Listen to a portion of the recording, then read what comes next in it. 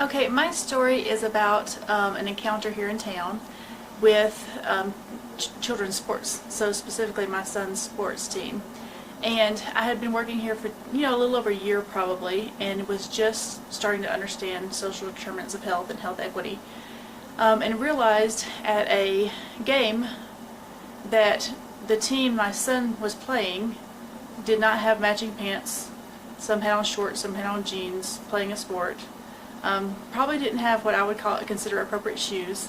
And for the first time, while normally I would have thought it was poor coaching or poor organization, for the first time I realized that it's probably an institutional, policy system level issue, because the teams were actually divided and assigned by where you lived. So we were playing a team that lived in one of our, poorest parts of the city. And so naturally they didn't have the resources we had. So it probably had nothing to do with coaching, nothing to do with organization, but simply they didn't have, the resources that we had for our boys. So anyway, in realizing it was the first, again, I never would have noticed that had I not been exposed to this social determinants of health conversation over the last year, that I've been hearing about it. And so I realized, that there was something different there, and probably something that even I played a part in. Even if I didn't know ahead of time, I could now play a part in it. That particular organization was run by a board, so just some ideas for how to make things better when you do notice things like that. All of us are potential board members. Anybody can be a board member. So lobbying and finding areas that you fit into that you can contribute to as a board member, even just as a parent, voicing your concerns. I know it's a bigger leap of faith to want to go outside of your district or outside of where you're assigned to play, because it's for convenience. That's why they do that. But there might even be people who are motivated to want to be with a different team, and go outside of their boundaries. So just a couple things you can do, and even if neither one of those work, just simply voicing it and pointing it out as an issue is certainly something that the more they hear it, maybe they'll find ways within their own organizations to make those changes. So that's my story in the way that I kind of saw social determinants of health coming into play, and that big idea of that, where you live really makes a difference in everything. How you're dressed to play a sports game, how your health turns out, everything, and just the connections there. Hi, I'm Caleb Bray with Rural Wyoming. So talking about some social determinants of health, and a situation that I recently ran into has several parts to it, and I think one of them is, I think the bigger issue is health literacy. So this individual is an ESL individual who, so English is their second language, which perpetuated the whole issue, but had recently went and sought out some medical care for his children. Come to find out, he was getting these enormous bills, and was very concerned because he thought that he had kicker, chip, and Medicaid for them. So digging into the case, and looking at the letters that he'd gotten, it said that he had owed this full amount. So an easy conversation and easy thing to do was we called the Medicaid and kicker, chip offices to find out that he just needed to update his information. And with doing that, he got retroactive coverage for his kids to cover those bills. But looking at the whole process, this person didn't even know where to start. He happened to run across our desk, and we looked into his case, and it was a very simple fix. But the advocacy piece is something that they didn't know was out there for them. And the health literacy piece, even for an English-speaking person, the healthcare system does not do a great job in explaining benefits or costs.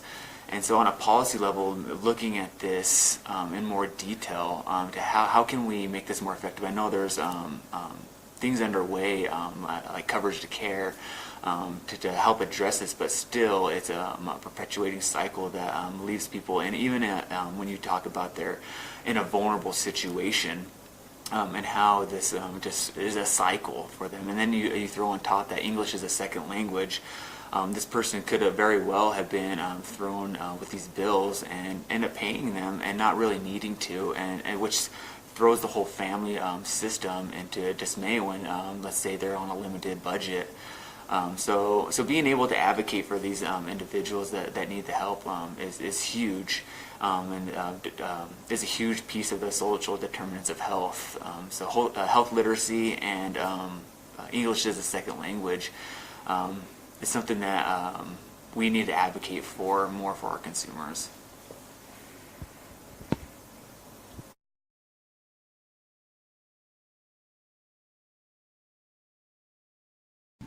Nah, sitting Chite, Allison Sage, Northern Arapaho Nation Director. Okay, and can you tell us of a time when you have seen the social determinants of health affecting a person, affecting the health of somebody in your community? Yes,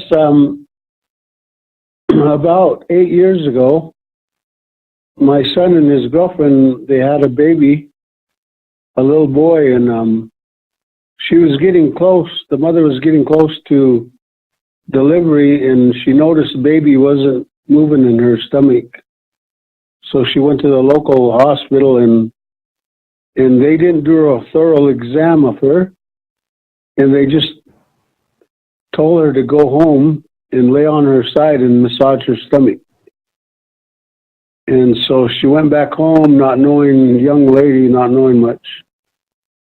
And then the next morning, she went to the other local hospital, and they have a pretty good pediatric or a maternity ward over there. And so they did a thorough examination of baby, and they found out that the umbilical cord was wrapped around baby's neck, and the baby suffocated and could not breathe no longer, so the baby was dead. And so had they did a thorough investigation the day before, and I don't know what kind of prenatal care she had. I think we could still have a live little boy still running around today, but due to those circumstances, the little boy is not alive today. Oh, I am so sorry to hear that story. What did you do to handle that situation at the time? Well, there was really nothing, because there was really I kind of found out like the day that the following day that she went to the hospital, then my son notified me that the baby was no longer alive and that they were just going to induce labor and have a natural birth, even though it was stillborn. It was a little boy, and so there was really nothing I could do to prevent it. But there's so just talking about that, this is just one example, but there's other stories that I heard because I was previously the tribal health director, and when we would talk about, and I was on an infant mortality task force, and one of the issues that we talked about is because of our women. We have a couple stories. Our women said, I already went to prenatal for my first baby, so I don't have to go to, their thought process was, I don't have to go to prenatal for this baby, not knowing that they need to go to prenatal for every child. And then the other one was, let's see, what was the other story that they had? Well, I think it just surrounds education for mothers. They're just afraid. They don't trust the people in the clinics or the hospitals, and they're unwilling to talk to them. Okay, that was good. That did answer our third question. Are there any other interventions that you think could be made to avoid? Well, we need resources here on our reservation. We have the state, but they're just they're so far away and they don't, I don't know, maybe it's one of their primary jobs, but for us here on the reservation, it's not a priority to them. I always tease them and say, oh, you guys are like Santa Claus. You come once a year and give us service and never come back again. And so to try to get them to come and be frequent and support us and help our mothers. And now we have young mothers. And so it's really an issue that we need to work on. Because we're losing babies and we can't afford to do that anymore.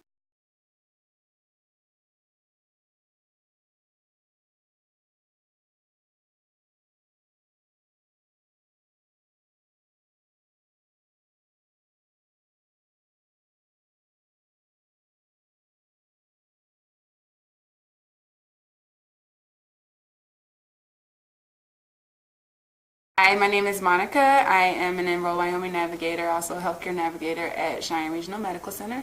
And I just wanted to share a little bit about how policy trickles down, federal policy trickles down to affect our Wyoming Knights. So currently with the marketplace, there's still we call it the family glitch rule, where if a employer offers health insurance coverage to the employee only, and it is considered to be 9.56 greater than 9.56% of the employee's household income, then that employee could shop on the marketplace and utilize the advanced premium tax credit to help pay for the health insurance coverage. If the employee's coverage is considered affordable, meaning it's less than that 9.56% of the household income, yet the employer charges an exponential amount to cover the other family members, even though it would be greater than 9.56% of the household income, they are stuck.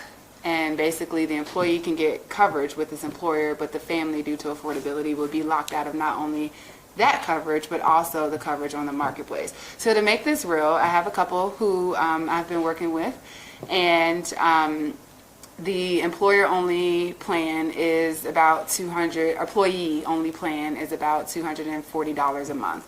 To add his spouse to the plan, it would take their monthly health insurance bill to $835 a month.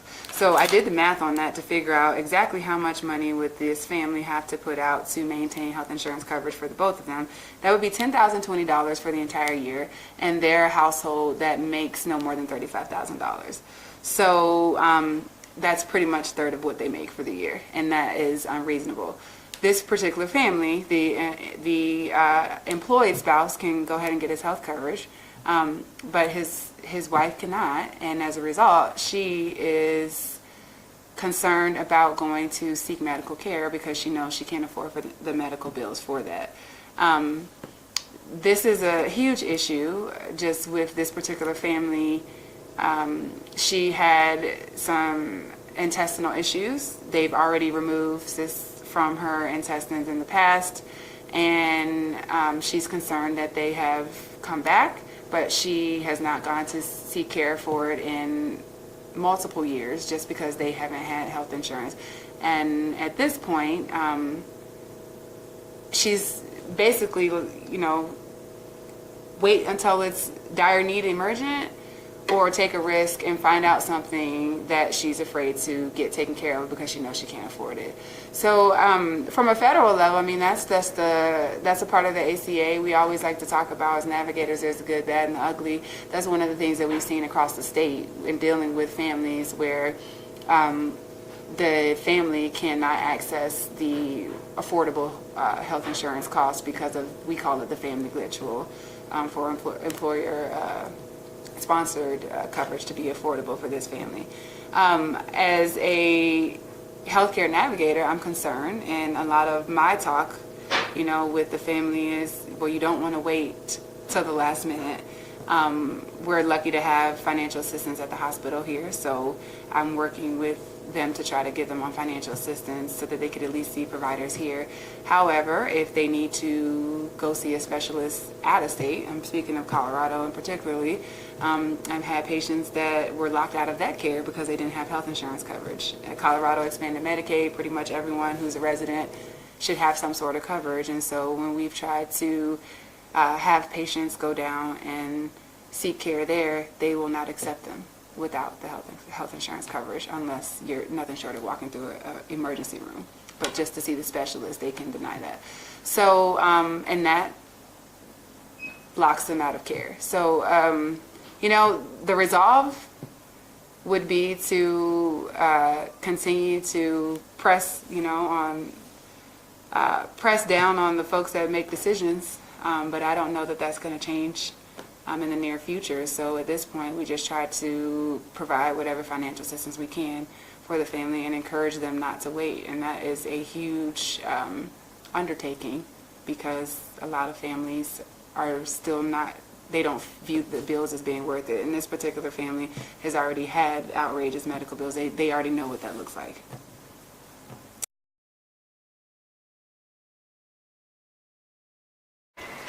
I'm Rebecca Brayton. I've been a navigator for 5 years now, and one of my big access stories is I had a couple who had a lot of problems paying medical bills, and the lady was very organized. She had a column of their income, which wasn't that long, and a column of their expenses, and were trying to explain to me there was no way they could afford health insurance no matter how cheap it was. We went through some plans in the marketplace. She liked them. Still, the math didn't work out. She didn't have enough extra cash to pay for another bill. So I was taking a look at her expenses, and she had nearly $400 for heating her house. It's Wyoming, it gets cold, and quite a high expense for food. So I was looking back at her income and asked her, well, there's LEAP and there's food stamps, so if we can get you on both of those programs, free up some of your cash, and then transfer that over to paying for your health insurance. Is it on?